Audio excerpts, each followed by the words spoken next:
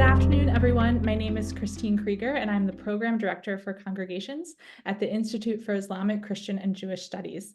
I'd like to thank you all for joining this afternoon's program, Reparations Through an Interreligious Lens, a panel discussion with 3 members of last year's Congregational Leaders cohort.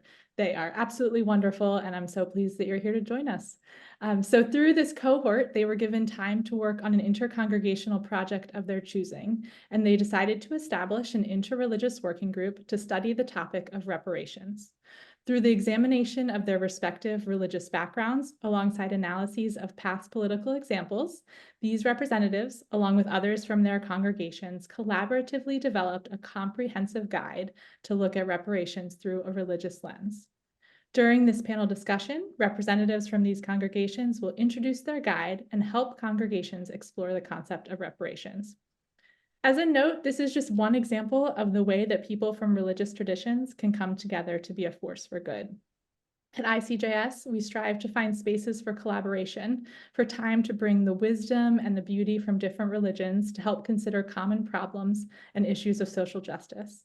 As we listen to our panelists, I hope you are able to think about other ways interreligious work in your own lives can come together to become a force for good. So just a few notes. We will have time for Q&A after the discussion, so you can enter all your questions into the chat to ICJS staff. Find the one that is labeled Submit Questions here, that drop down in the chat feature, send your question, and we'll collect questions throughout the presentation. We will try to get to as many as possible, but please feel free to send them throughout. You don't need to wait until the end. So now the part that you have all been waiting for, I am so pleased to welcome our 3 panelists today representing their 3 congregations. First, we have the Reverend Kay Alberry. Reverend Kay is the pastor of St. Matthew United Methodist Church in Turner Station. Reverend Alberry has served connectionally in many capacities. They include, but are certainly not limited to, clergy delegate to general and jurisdictional conferences, the General Board of Pension and Health Benefits, the Conference and District Conference Boards of Ordained Ministry, the Clergy Women's Choir, and several times serving as director of West River Camp. She is very connected. She is with a ton of groups and does wonderful things. Our next panelist, Mark Baumster, is a member of Cathedral of the Incarnation. He was a deputy managing editor for Education Week, overseeing coverage of politics, education policy, school law, and school finance. Before joining Education Week in 2006, he was a reporter and editor at the Baltimore Sun and the Evening Sun for more than 20 years, covering business, transportation, education, and state politics, as well as supervising state and local coverage. As a business journalist in Washington, D.C., prior to that, he covered the energy industry, regulatory affairs, and the U.S. Supreme Court. And last but certainly not least, we have Mark Gunnery, yes, 2 Marks here today, a member of Hinenu Baltimore. He is a musician, writer, and multimedia producer who worked for a decade in public radio, something that will become very apparent as he talks. It's very clear that that is what he is wonderful at. Mark studies the history of Jewish mysticism and Sabbatianism, a religious movement that arose around the 17th century messianic figure Sabbatai Tzvi. In the fall of 2004, he will continue these studies as a graduate student at UMBC. So now we are going to jump right into our questions. So to start us off, what is Color Us Love and how did it develop?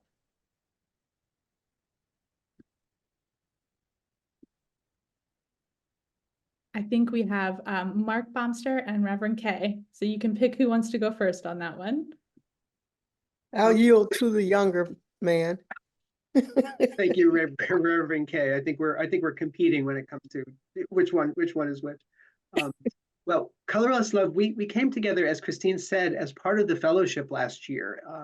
We are a group of volunteers. Some of us are lay folks or ministers, and we sat down to basically take a look at the question of reparations, which was suggested by another one of our members, Miranda Costin, and we decided that we wanted to do something that would explore more deeply the concept of reparations in an interreligious way. We were seeking some way to provide resources and some common ground for religious congregations to discuss this subject, which is a very sensitive and controversial one, and to explore just more deeply what we can do to find a way of starting these conversations, continuing the conversations, and to do something practical rather than to just kind of go down the same road that others have in taking a look at the issue. And I just wanted to add, I like the idea of color, to be colored in love. For me, it means that we reflect the diversity of God's creative coloring of the world. And as human beings who have been colored in many ways and with different fingerprints and unique talents and gifts, then we're learning as we reflect God's coloring of everything, we are learning how to use our colors collectively to change the color of things that go on in our world that separate us and not unite us. And so that's my little addition to what Mark has already said. Very much along those lines, I just wanted to emphasize that when we started looking at the question of reparations, it became apparent to us that in an interreligious way, there's something common to Judaism, to Christianity, to Islam that really intersected with this question of what do you do? How we found common ground. It's a complicated policy issue, but the common ground is that we can all recognize that injustice has taken place in the past, and that it's our responsibility as people of faith to do what we can to restore the damage that was done from that injustice, and to dig a little bit deeper to what we all have to say in common about that. And that was what we began exploring and how this all came about. Thank you both. So you're talking a little bit about coming up with the idea and the process in the present day, but obviously a huge part of this project is looking at your religious text. So what was your process for putting the religious text together? And how did you think about the text in order to convey the messages of your work? Well, one of the things we learned was that we have a common religious ancestry that goes back to Abraham, and therefore we have in common sacred scripture, sacred songs. The scripture that I'm almost always aware of is Psalm 139:14. It says that we are all fearfully and wonderfully made. And, and in spite of our differences, my goodness, if we only own that scripture or claim one that is similar, we probably would be on the way of being healed. Also, we find that we have common themes with our scriptures, themes that would include love, community, suffering, justice, lamentations, reconciliation, worship, forgiveness. And of course, as we think about reparations, our text that would deal with justice and reconciliation, we have found common themes. And so that was one thing that we shared. I'd like to say something about the selection process. It was very much a communal process. We each went back to our own congregations and took a look at what we felt were passages. Speaking for myself, I'm not a scholar in this area, so I went back and talked with folks and said, what would you suggest? We found considerable overlap. The Jewish tradition, the Christian tradition, the Islamic tradition. This is important to say too, because of the way that the fellowship broke down, we were all assigned to groups to work together. There was not an Islamic congregation that was part of our group as it was assigned.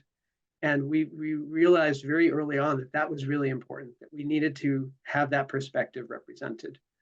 So what we did is we reached out to some of the fellowship members who were members of Islamic congregations, and a couple of the fellows with the Islamic Society of Baltimore conferred with their faith leaders as well, and presented us with some material from the Quran and from the Hadith that we could include in the guide that were very appropriate for not endorsing a specific reparations model, but endorsing the idea that there's injustice needs to be repaired, and this is a religious requirement. So we made sure that was it became very apparent that needed to be a part of this interreligious process.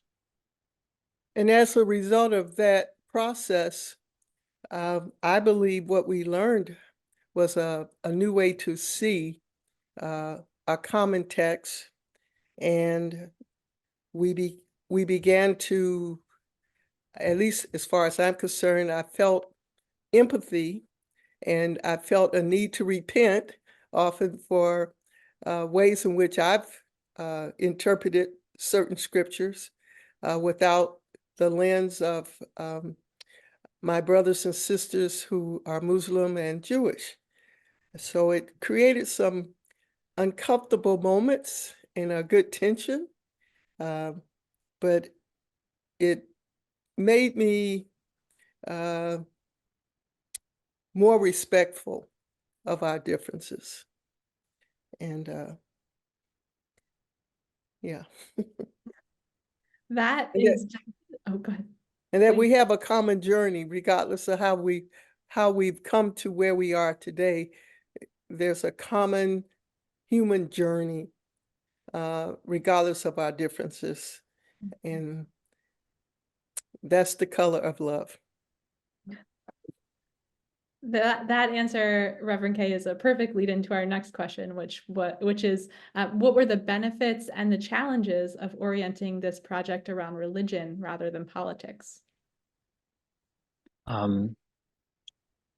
So one important aspect of this project is that we are not prescribing what individuals or congregations should do regarding reparations. Rather, we're suggesting a framework for discussing it, discussing reparations within our own congregations and denominations. So this means that each congregation and denomination are going to examine these questions through their own theological frameworks. And it also means that we don't have ready-made solutions for other people or congregations to take up.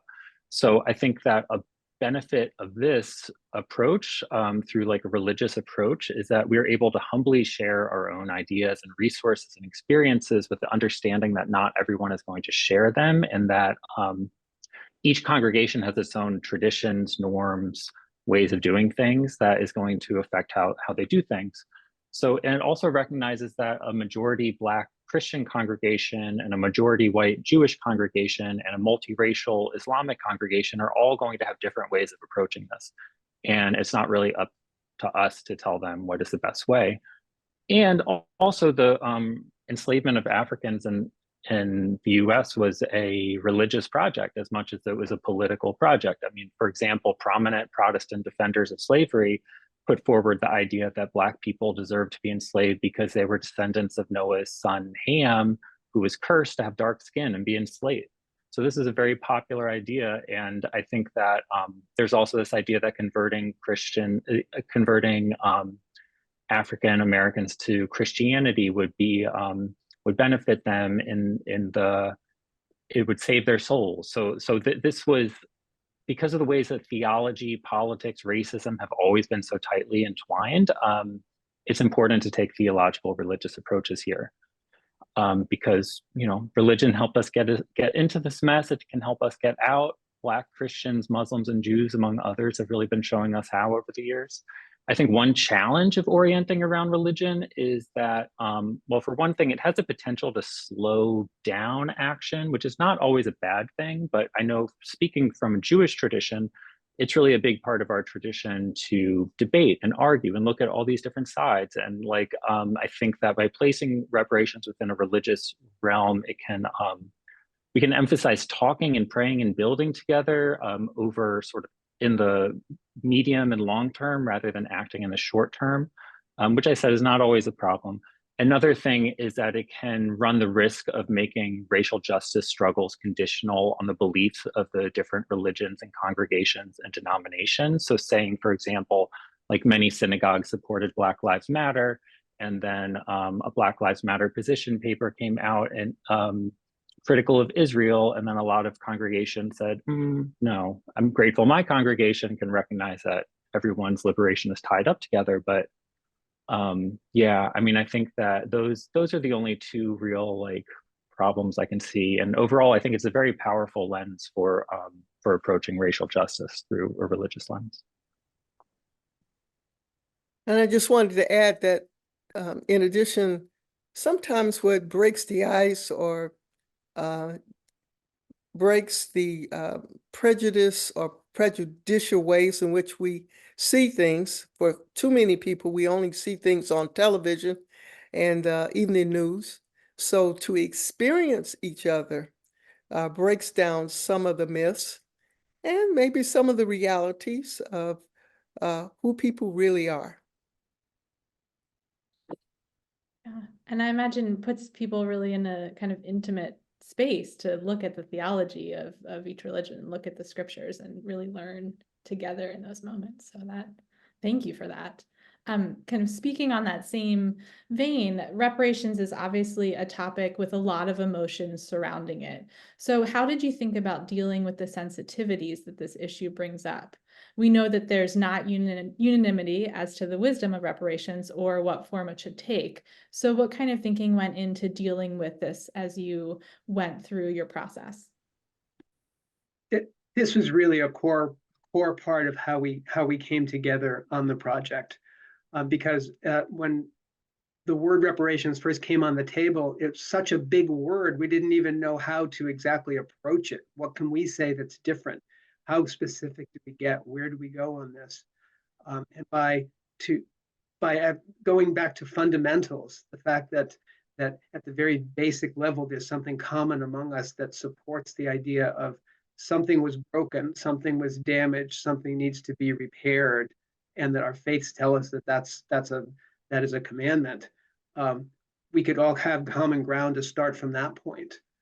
But at the same time, we did recognize that there's differences of opinion, very strong differences of opinion about, and it's bound up with the fact that reparations is also a political issue as well, and gets hijacked by people with a whole lot of different agendas. So it comes with a lot of baggage in and of itself. But so what we felt was the community-based decision of, okay, what do you do with this? Has to be done from the grassroots. It has to be done at sort of the very basic level. You have to listen to your people, meaning people in your community and your congregation, and go from there about what needs to be done. We can agree that something has to be done. What it is more complicated, and we have to work on that. We also recognized, and we were very careful in the guide itself to recognize up front that we're focusing specifically on reparations for slavery, chattel slavery in America of Black people, of Africans, and that is not the only injustice that our society is still dealing with. We were focusing on this very specifically, but we recognize and we say specifically, yes, there has been tremendous injustice to Indigenous people and Native Americans here. There's been tremendous injustice to immigrants and people from a lot of racial backgrounds that have come to this country that don't have that connection specifically to African slavery, but at the same time, we're addressing the entire universe of injustices that have to be addressed. And this was in no way denigrating that or putting that on a back burner or saying that that's less important. But we decided it made sense to focus on something that we know all around us still has continuing impact. The legacy of slavery in America has continued impact in today's society. So we will focus on that, recognizing that people are going to take a look at that and say, oh, but don't forget about this. And we have to be aware of that. And that does come up. And for me, many, I'm included, of course, there are so many promises that have been made to many people, especially initially the indigenous people, who every treaty has been broken. We know there have been some reparations given, I believe, to our Japanese brothers and sisters. But African Americans, some of them are still waiting for 40 acres and a mule. And as I said from the pulpit recently, I'll take the mule if I could get a good price for it. But the injustices, the horror of being overlooked, and on the backs of this nation, my ancestors built this as free laborers, not happily free, not being free. And we're still waiting. I must say, as maybe some have said, we'll probably never get it, the promise.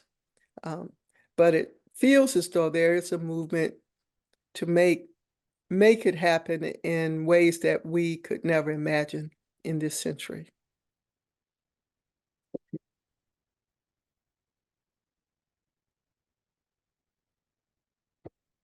So switching our focus a little bit, as we had a conversation about the work that you have done since producing this document and about the process of creating it.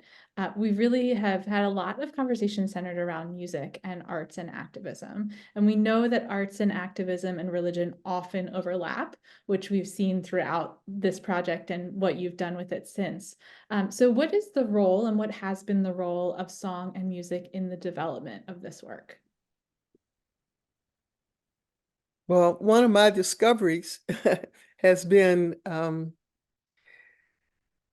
the way in which African Americans, particularly our early ancestral slaves, allowed the music that they sang to express their resistance, their hope, their joy about their relationship with Christ, in spite of the obvious that we really were not welcome to the table. And we have so many, as United Methodists in particular, we've had so many splits over race. And yet, as I've learned, because many of my ancestors couldn't sing, couldn't read, were not supposed to learn how to read. They could always sing because they brought that with them from Africa.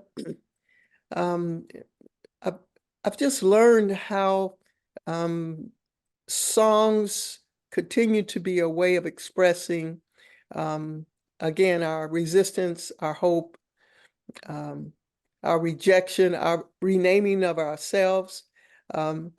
Songs were used to not only, they seemed as though they were talking about heaven, but they were songs saying to those who were in the Underground Railroad, I'm going to lay down my burdens down by the riverside, or swing low, sweet chariot. And people were thinking in general that they were talking about heaven. They were talking about freedom. And so, and then I've learned some of the Jewish songs in particular, and the feeling is there. The same kind of lament, the same kind of centering. And even with the white Christians, we've sung songs, and we've found community in doing that also. So songs bring us together, and songs remind us that, particularly the Psalms in our Hebrew scripture, were songs that reflect our journey as human beings in the world. And when people sing together songs, even if we don't have the same language, there's a sense of power and there's a sense of hope that gets created and maintained. And so in January, I participated with 2 of our colleagues, and the songs were particularly the parts of worship that broke the ice. There were tears, and not the kind of tears that were defensive tears, but release and hope. The songs just wedged us together and brought us together to realize that songs has a common language of itself, or it brings community just by itself, which is when it takes on our flesh, when it takes on our hope, when it takes on our dreams. So I don't know if I answered the question, but that's my thought. Can I add one thing? So also music allows us to like calm and uplift our souls and our minds and our bodies, and it has both like physical and spiritual and psychological effects to be in song together. Spiritually, it roots us in the fact that what we're doing is rooted really deeply in our tradition's soil. And it also, singing together can affect our limbic systems. It can calm us down. It could make us feel like more rooted in the space that we're in, and feel more grounded, which can be really good when we're having conversations that can be really heady, like about theology or about politics, about reparations, all this thing. So I think some of the things that we've done is Miranda, who's in our group, taught us a Jewish wordless melody that we would sing together. Or we also sang "Spirit of the Living God," which has like movements to it. As physically, you're doing physical movements. And I think like all these things are really like grounding and also allow us entry points into one another's religious traditions that we might not have, like doing these wordless melodies from the Jewish tradition. It allows people who don't speak Hebrew or Aramaic or something, and to be able to participate fully in a spiritual like practice. Thank you both. So this is a question I'm going to send to all 3 of you here. So as you did this project, how did you see your ideas of building community change, particularly in an interreligious context? I'll answer. I'll jump off and just say and touch on something that I mentioned before. It was really interesting and very eye-opening for me that it was probably a couple weeks into our meeting to start to form up what we were going to do for this project, to really realize and get it in my body, whoa, we do not have any of our Muslim brothers and sisters as part of this group. And it was random the way that the group was organized. We just didn't have a member of one of the mosques as part of our group, but we realized we can't go forward with this project without their input. They need to be part of this. And it was almost as if kind of the blinders fell off my eyes. I realized, why didn't I think of that at the beginning? I just didn't think about that in the beginning. It was one of those things that's a reflection of my own, point of view and privilege, I guess. But I just slapped myself upside the head and said, we got to reach out. And if we don't have a member, we have to ask people, what do they want to have included? Because we can't go forward in this way. For this to truly be an interreligious project, we should have thought of that, or we need to do something about that. And so that's why we're still working on that question of inclusion to broaden our horizons on that subject. I think what happened for me, this isn't my first rodeo with ICJS, but this time, in light of all of the horror in the Gaza Strip,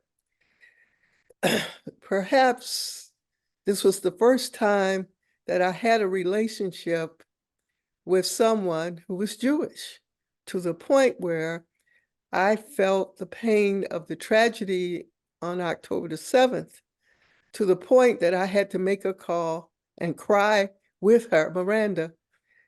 It shifted my whole life.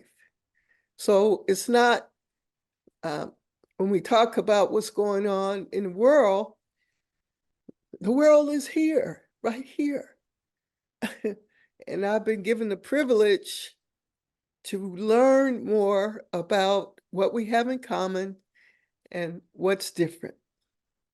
And I think our commonality always wins out. And as a result of that, I've been invited to say the Passover meal. I've been invited to a Martin Luther King Jr. celebration, and I'm supposed to be going to a dinner, which is interfaith, where again, I'm learning that, again, we may be different in how we worship, but we are all sons and daughters of the same God. And that's so important today with all of the war and the continuation of disruption in our nation. And perhaps this is the only piece of hope that I have. And I'm willing to live it out.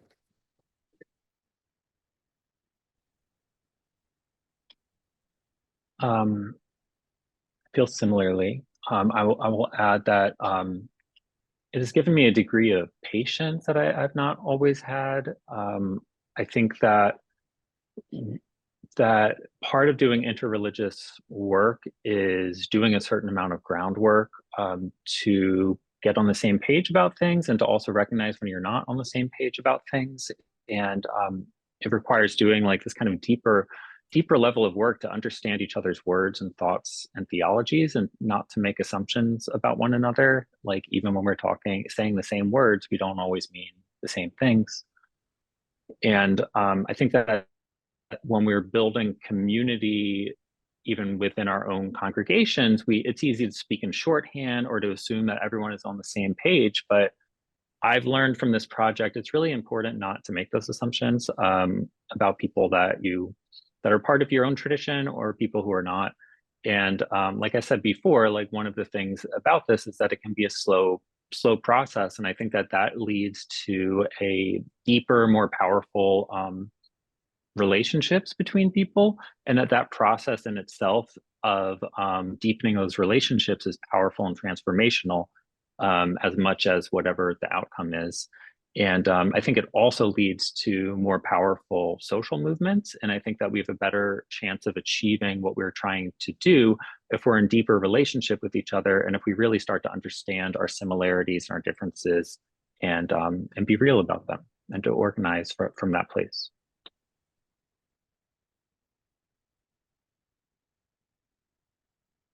So you have all mentioned that this research and this document and this work that you have done so far is just the beginning of a conversation. So what other projects and opportunities have already come out of this work, and what are things that are coming down the line?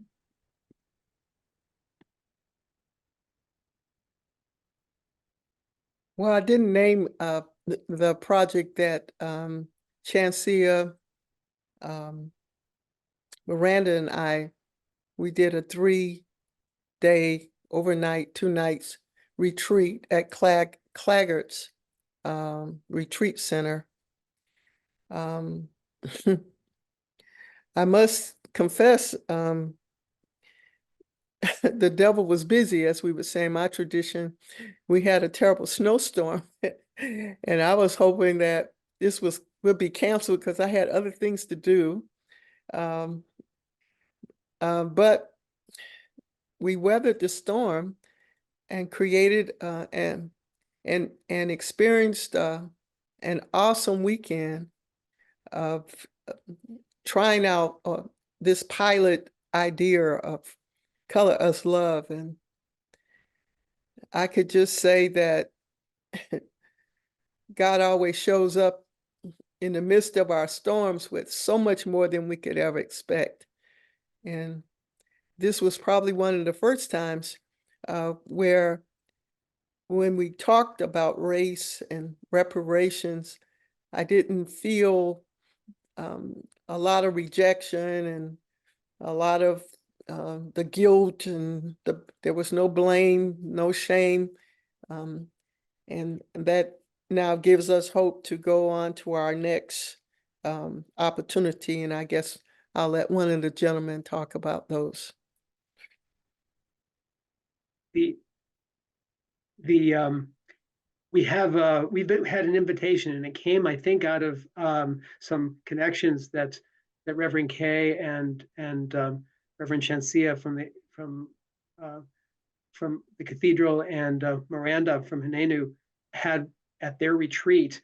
We had an invitation from St. Margaret's Episcopal Church in Annapolis to take ourselves on the road and go down and make a presentation to a group of congregations that St. Margaret is pulling together in May.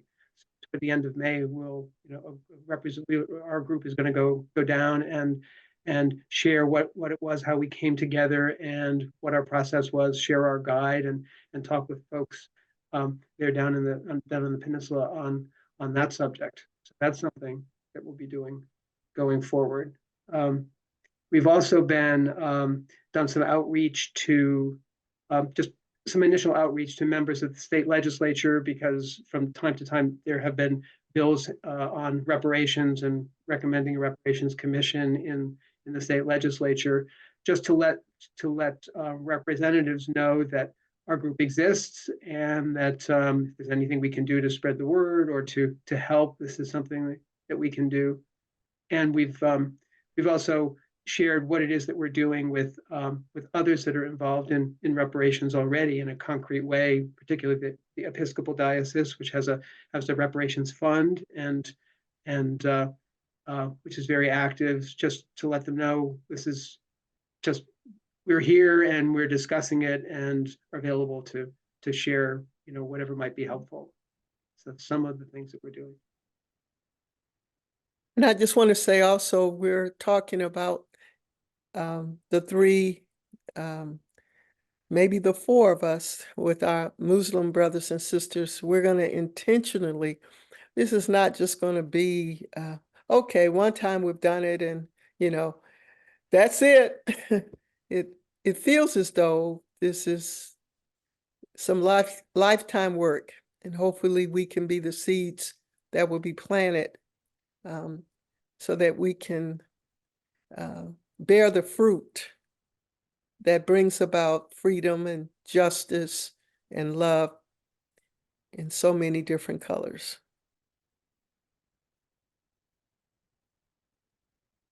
So you've sprinkled this in throughout, but just to pull it together for folks, how do you see this work playing out in the landscape of religion and politics?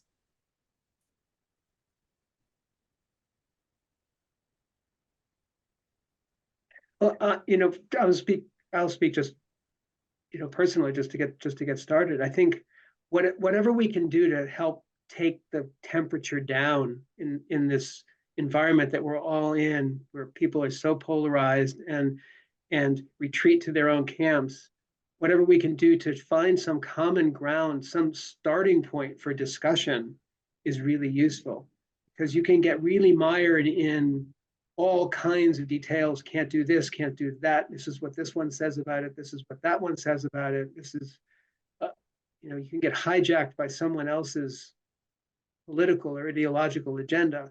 So by kind of bringing it right back down to this bedrock thing of here's what we have in common, and we can talk to each other at least about that, if not about anything else, it gives you a starting point. And as Reverend Kay and Mark said, we had the experience of kind of being in somebody else's point of view for a period of time, and that can't but help, because that way people who think differently from you aren't so other anymore. They're kind of, you have something in common with them. So that's been really, I think it can help in that way.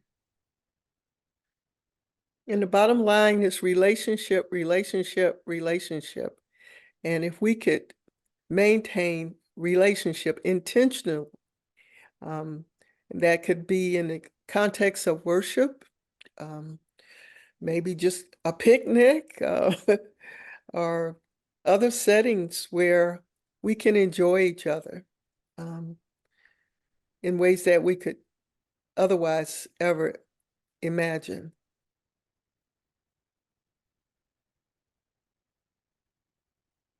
Thank you. So we are moving to questions from our audience here. So if you have any questions, please feel free to continue submitting them to the submit questions here in the chat box. We will try to get through as many of them as we can. We have quite a few, so please bear with me if your question isn't answered. Hopefully we'll have time to think about those at a later date as well. So to start us off, I just want to go with something about the work that you did within your own congregations as you started on this project. What kind of intra-religious work did you have to do within your own congregations about your reparations project and the interreligious approach? Was there any pushback from your co-religionists? And if yes, how did you address it? I mean, I can start. No, I mean, there wasn't any pushback. I mean, I think that like part of the thing about our congregation is I think that we have some shared kind of values around racial social justice. So I think it didn't take a lot of like convincing people to get on board. I think that the challenge now for Miranda and me is to figure out how to kind of get the rest of the congregation working on this, and to kind of take this work into the congregation, figure out how this applies to us, like to our budget, you know, to our own like kind of decisions about how we're spending our time and our energy and our social capital. So yeah, wasn't a heavy lift to get buy-in, but now I think it's the kind of harder work is to build with other people within the congregation to kind of instrumentalize the things that we've learned and figure out how to make it fit within our own congregation, which we're not quite there yet, but I think that that's sort of our next challenge. I think for us is we're predominantly African American congregation, small. I guess to get beyond the skepticism and you know, we've been let down so many times in different settings and with different issues. I do believe that our congregation is open to do some real hard work and some easy work. Again, being born in the 50s and coming through the civil rights movement, and now the Black Lives Matter, and I don't know what's next. I like to believe that there will always be persons who are willing to continue the movement and to lay down their lives so that others might experience what's due to us and what's due to others. Thank you, Reverend Kay. I wanted to say that you know, part of what, because we were not at the cathedral, the members who were part of this group, we weren't speaking for our congregation. We were part of a fellowship, so we needed to bring the information back to people and share with them what we were doing internally. And there's no philosophical disagreement, but people were very curious about what is it you're doing anyway, and how can we help in some way. People have, and it's a big education process too, because everyone has their own conceptions of what is reparations, what do you mean by it, and what do you want to do about it. We'll need to do that. At the cathedral, we, as part of our guide that our group put together, the Color Us Love group put together, Reverend Chancia, who was one of the members of our group, put together a detailed multi-week prayerful steps guide to considering this whole process that congregations can use and customize themselves, use it as a jumping off point. And the Cathedral is going to be doing that. We're going to be engaging in a multi-week process of kind of going through those steps, kind of founded on Dr. King's prayerful self-reflection and purification idea. First, clarify what is it you intend to do, and how do you then go about doing it. So that's something that we're doing as kind of a follow-on as well.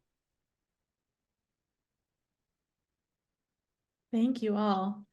So the next question we have here is, do you think the responsibility for considering and making reparations is equally shared among the Jewish, Christian, and Muslim traditions in the US?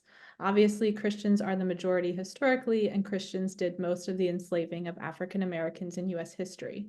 What does it mean if different religions and religious communities have different stakes in the grievance?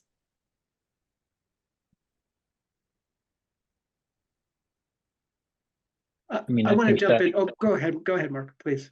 Go ahead. Oh, I'm just going to say that I think that we do have different stakes, and like I was saying, a majority Black congregation is going to be different than a majority white congregation. So I think that for one of the things that we hear within our own like tradition of in Jewish congregations is sometimes a little bit of reticence to get involved by being like, okay, like my ancestors weren't enslaving people.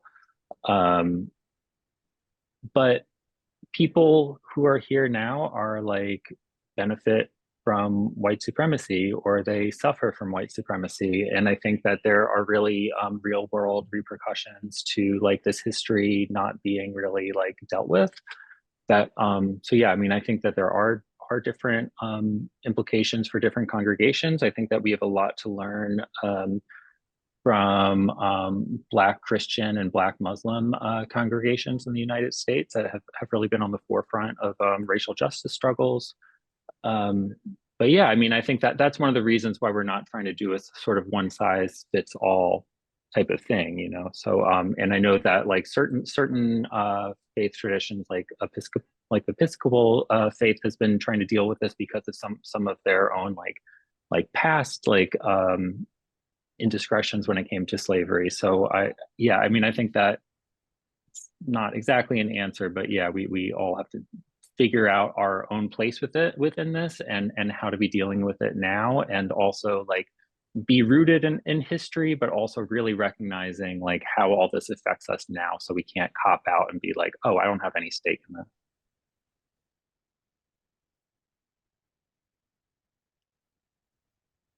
I was going to say also that we're all members of different congregations and have different backgrounds and histories, but we're all also members of this bigger society, the American society itself. And in trying to reckon with the legacy of slavery and the impact and continued impact of injustice and discrimination, our entire society is complicit in this. And regardless of when you came here or what your ancestors did or didn't do, you're here now. And we have to deal with the reality of the problems that are here now and do something to approach that. So, we all have to get together communally and approach that. And I'm just maybe speaking personally, but I think that's part of the message that comes through, that when someone says, well, I wasn't here, or my grandfather wasn't here, say, well, here's the reality that we're living in, and what are we going to all do about it together? And if the truth were told, we've all participated in some way in history as oppressors and the oppressed. And if we're not a part of the solution, then we continue to be a part of the problem. Because this is a human issue. It's not just a racial issue, it's a human issue, where I guess in our vernacular as Christians, we would call it sin. And there needs to be repentance, and there needs to be restoration, and there needs to be reconciliation for all of us to be made whole. We can't do it just by ourselves. It takes us all. Thank you all. And then on that topic of reconciliation, so one of the participants said, I recently heard a suggestion that reconciliation is not the work we need to be doing in terms of race relations, especially in terms of interreligious dialogue. Rather, we are called to the work of conciliation because the relationship was never there to begin with. What are your thoughts on that? And then I know that I see a hand raised. Reverend Chancia is here. I think, is it okay if we spotlight you to answer this one as well? I know in the chat you said you wanted to answer that too. Yeah, so another person from Color Us Love here. So I'll let one of you get started on that question while I figure out how to spotlight her and add her to the team here. That's that relationship building thing that Reverend Kay was saying, and that's a very good framing. Conciliation, reconciliation, but conciliation, you can't do reconciliation until you build a relationship and a recognition of what's going on. So it's an important point.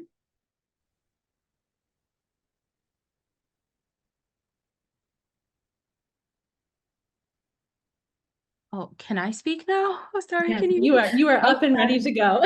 Yes, thank you so much. I think that's a great question. And I just want to quickly say something. I'm like the person who's like background, kind of quiet, like all over the place, in the group. So I kind of process different. So I just want to explain something that when we think about even slavery as a concept, this is just an example. Yeah, we also have to remember that slavery is an economic system that was global and imperial. So, prime example, if we look at slavery in Ghana, the Ghanaian, the people from Ghana, particularly the continental African people from Ghana and surrounding nations, even if they were Black of color, participated in the slave trade, in the selling as well. Europeans did.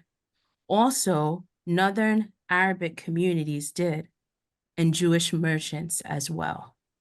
So slavery is very complex in the terms of what we're talking about it, and as we look at it through the lens of an economic system. And the question in which you shared absolutely is rational in terms of reconciliation as well. But when we think of conciliation, it is often conducted through bureaucratic methods on the assumption that two parties or disputing parties thoughts will be represented. In the reality of the United States of America, Dr. K expressed something that was very true, that often promises have been broken and treaties have been made. So conciliation also, for it to be true to its nature and its method, would mean that we would need two parties. Often African Americans or people of color or victims don't have a voice to have that party established. So the system, what reconciliation does, it voices a problem from the people who are hurting. And that's something that we're looking at in terms of participatory research, where those who are oppressed are not, their thoughts are not just translated, but their thoughts are heard, valued, embodied, and invite people to re-witness their humanity before we establish a sense of any type of bureaucratic system. And the way we do that is through spirituality. Because we that's where we bring our bodies, embodiment, we bring our body to worship, resonating with the idea of liturgy, the work of the people. So we're bringing our full being into this to provide a response. Thank you. Thank you so much. So we are going to take advantage of your wisdom since you are already up here in the spotlight and keep you up for our last question, if that's okay, Reverend Chancia. We'll put you on the spot. Okay, wonderful. So to close out today, I just want to ask each of you, what is one piece of advice you would give to someone wanting to do interreligious work, either around an issue or just in general? I know that people probably came on today for many reasons, but now would like to maybe take action and do some of this on their own. So what's one piece of advice you would give to someone?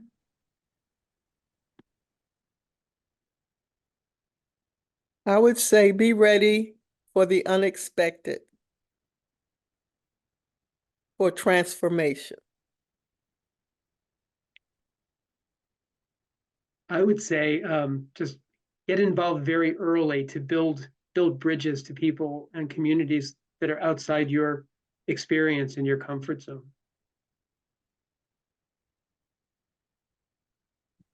I would say decenter your own experiences and your own thoughts and recognize that your ideas about religion might not be the same as others, and that's okay. And that you might need to be in a space where you're representing your religion or representing elements of like your faith tradition that don't necessarily like resonate with you personally, but that like in that kind of interfaith, interreligious like dialogue, you're going to have to represent kind of honestly and fully. So yeah, decentering your own experiences as an individual.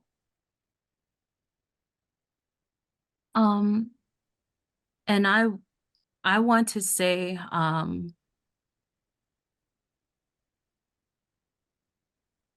that we want you. We want to do this journey with you.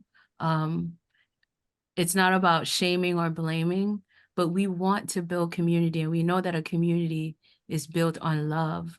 So when Mark said that the cathedral is, we're trying to launch our prayerful steps, it's because we have so many programmings happen, but we are going to launch it.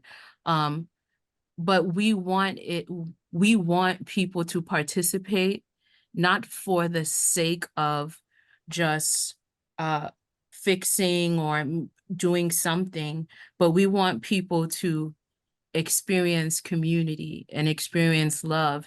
Hence, the program that we're working on is going to be interactive, going on walks, celebrating a picnic together, and just exploring culture, and also looking at scripture.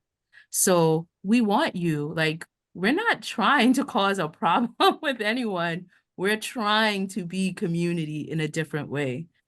So we want you. We need you. Thank you all so much for all of your wisdom and your insight. Thank you to our panelists and to Reverend Chancia for just jumping right in here with no warning. We thank all of you as well for joining this conversation, and we hope that you have a wonderful rest of your day.